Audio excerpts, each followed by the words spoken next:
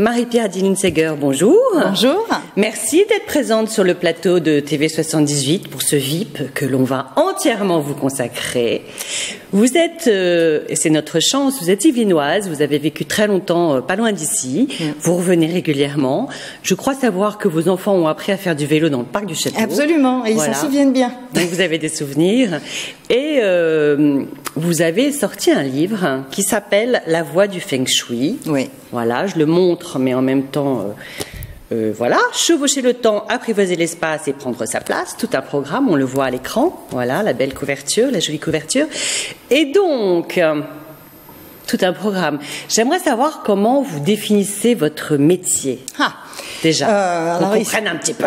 Il serait facile de s'arrêter simplement au terme de Feng Shui qui est dans le titre. Or, vous n'êtes pas que maître Feng Shui? Non, en fait, la technique du Feng Shui fait partie d'une palette d'arts, de disciplines qui sont en fait au service de la vitalité de l'individu. En Chine. Là, en Chine, mais elles sont aussi présentes en Occident. L'acupuncture, le qigong, le tai chi sont des arts parallèle à ce que je fais. La différence dans ma pratique, c'est au lieu de travailler sur le corps de la personne, c'est d'utiliser, d'analyser et de m'appuyer sur l'espace dans lequel la personne vit. L'espace géographique. L'espace géographique, le lieu.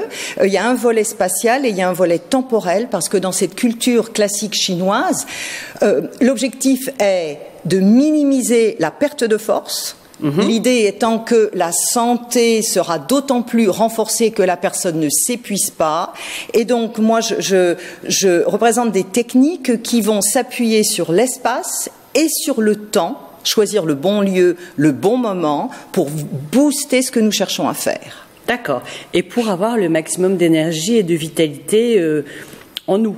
Oui, ça fait partie en fait des arts au service du décuplement des forces personnelles. D'accord, donc l'acupuncture, comme vous disiez, en fait aussi partie. Donc si j'ai bien compris, il y a deux volets dans ces arts chinois.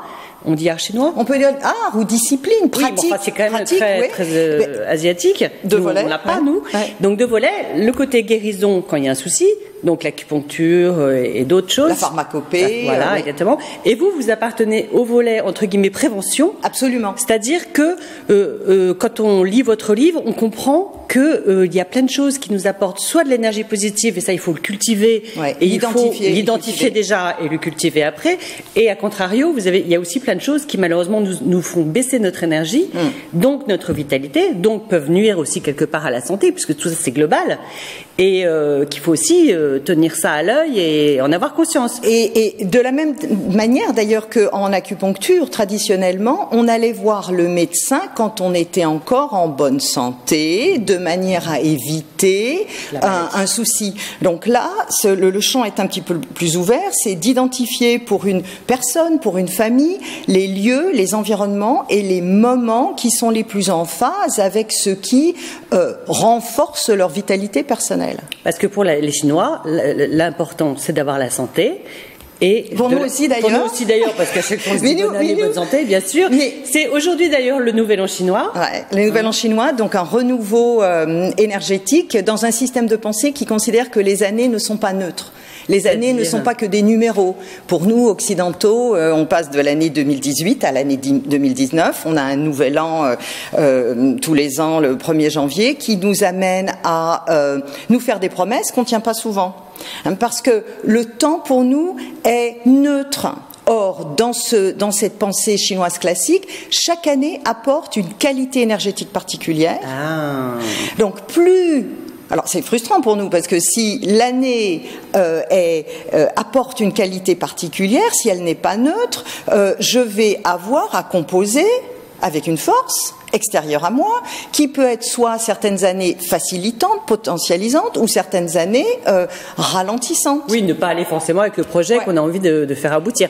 Alors, le sous-titre du livre, chevaucher le temps. Oui, qu'est-ce que ça veut dire, parce que le temps est comparé à une force. Et ce mode de pensée est aussi très... imagé. Donc, le temps est une force. On va chevaucher le dragon du temps. Plus je suis en phase, plus je fais les choses au bon moment, plus plus je suis portée par une énergie temporelle, ça facilite. Ça facilite. Et donc, il y a l'idée de se glisser dans des courants extérieurs à nous, en les apprivoisant, en les reconnaissant. Mais comment faire alors? Alors, il y a bien sûr, il y a une technique qui est derrière. Il y a une technique qui est derrière qui va vous dire tel mois ou tel jour. Par exemple, tout le travail que je fais en accompagnement de traitement de l'infertilité. Vous êtes coach aussi, vous accompagnez des personnes. Oui, et puis aussi par rapport à des équipes en traitement de l'infertilité médicale, on pourrait dire que à partir du moment où on peut stimuler l'ovulation d'une femme, pourquoi faire une tentative en juillet ou en août ou en juillet ou en juin? Quelle est la différence? Dans ces lectures, nous avons une possibilité de dire tel mois est plus en phase avec l'énergie de la procréation pour cette femme. Tel projet, par rapport à la date de naissance de la personne. Donc, voilà, ça c'est l'astrologie chinoise. Et en l'absence d'un praticien, en l'absence de quelqu'un qui a la technique, il est important. Nous avons nous-mêmes une boussole interne. Alors c'est ce que vous dites au début de votre livre. Retrouvons notre boussole interne, parce que on l'a. Encore faut-il l'identifier, l'écouter et lui accorder l'importance qu'elle mérite à cette boussole. Et cette boussole interne, qu'est-ce qu'elle nous dit? Elle nous dit, là, tu commences à être en perte de force. Ou là, ce lieu, cette personne, cette activité te donne envie de te lever le matin. Privilège-la. Mais la société telle qu'elle est faite nous impose tellement de contraintes. Mon travail, il cherche à accompagner la personne pour qu'elle soit vraiment à sa place. Et sa place, c'est pas la place que la société, l'éducation ou les habitudes donnent. C'est ce qui nous met en respiration. C'est ce qui ce qui booste en fait nos forces. Et je suis souvent surprise de voir à quel point nous n'écoutons pas ce début de mal de dos qui nous dit quelque chose, ou cette fatigue certains jours dans certains lieux qui finalement sont des signes qu'il convient d'écouter. Bien sûr. Après, il y a aussi les signes plus concrets. Il y a l'exemple des choses que tout le monde peut appliquer sans votre aide, grâce à ce livre. Un paillasson moche, pourri, qui nous donne cette sensation de mocheté dès qu'on rentre chez soi. On l'enlève, on en rachète un, c'est parce que ça coûte. Alors, vous voyez, il y a toutes ces choses-là aussi qui nous font descendre notre énergie et qu'on oublie de prendre en compte, et finalement, elles s'accumulent petit à petit. C'est l'effet du cumul qui est problématique, parce qu'on pourrait dire, je taquine, on pourrait me taquiner sur l'importance que j'attache au seuil, la manière dont on transitionne de l'extérieur, ce qu'ils appellent le macrocosme extérieur, au microcosme intérieur qu'est la maison. Donc la porte est un lieu de passage, de transition, et l'on souhaite que que l'on soit accueilli. Le paillasson, c'est une sensation agréable. Et le paillasson n'est pas simplement un lieu pour nettoyer ses chaussures, c'est un point d'atterrissage d'une énergie extérieure qui va s'engouffrer avec vous chez vous. D'accord. Mais sans aller si loin, pardon, je suis un peu têtue, mais d'arriver devant chez soi et de voir un joli paillasson propre et neuf, eh bien ça donne envie d'entrer. Ça donne envie d'entrer, comme de trouver un bouquet de fleurs dans l'entrée, tout ça. Alors vous êtes un peu aussi, vous donnez une vision plus globale du Feng Shui, parce que vous avez un peu décodé le Feng Shui à la chinoise, à l'orientale, pour le mettre à l'occidental. Voilà. Je veux dire, vous n'êtes pas à nous dire mettez une petite fontaine, mettez un petit carillon. Je suis contre les gris-gris, je pense que absolument. Et je pense que d'abord cette technique, elle a été formalisée en Chine, mais elle est universelle. La prise en compte du lieu comme cocon ou comme enveloppe accompagnant notre développement et notre chemin de vie, c'est comme un apporteur d'énergie positive, de compagnons, d'alliés. Vous dites la maison doit être un allié bienveillant. Elle peut l'être. En tout cas, faudrait mieux. Elle peut, oui, mais dans un certain nombre de cas, la maison nous prend de l'énergie plus qu'elle nous en donne. Oui, alors ça va pas. Ça peut aller pendant un certain temps. Et après, vous avez un exemple, je vous coupe la parole, je suis désolée, mais il y a un exemple qui est génial, c'est dans votre livre, parce qu'il y a pas mal de cas concrets aussi qui permettent de bien comprendre. J'aime les cas concrets parce que le discours c'est important, mais les cas concrets sont notamment importants. Cet exemple de l'architecte qui construit la maison de ses rêves et qui vous appelle au secours en disant mais je ne trouve pas ma place dans cette maison, je me sens mal. C'est complètement fou.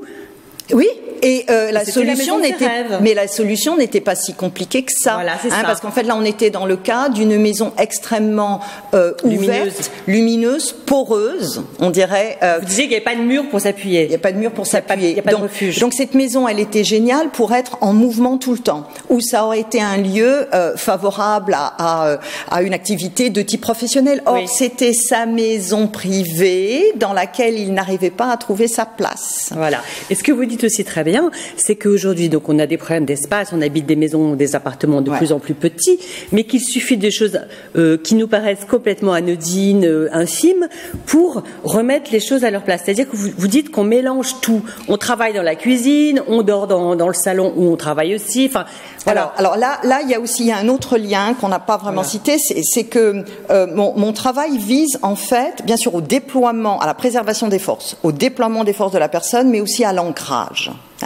Et donc, pensez aux arts martiaux. La force de frappe en arts martiaux va être autant la qualité du geste que la capacité de la personne à être bien ancrée, concentrée, tout à son affaire, qui est soit la défense ou l'attaque.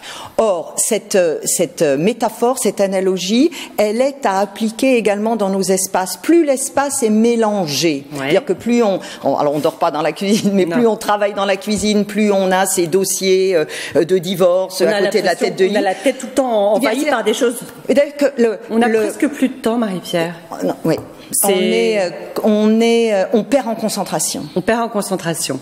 Voilà. Bon, moi, ce que j'encourage tout le monde à lire ce livre, c'est le livre qu'il faut lire, parce qu'on apprend plein de choses. On peut même le lire plusieurs fois, parce que c'est très riche. Et on peut commencer par la fin. On peut commencer par où on veut. Oui, c'est juste. Comme on le sent.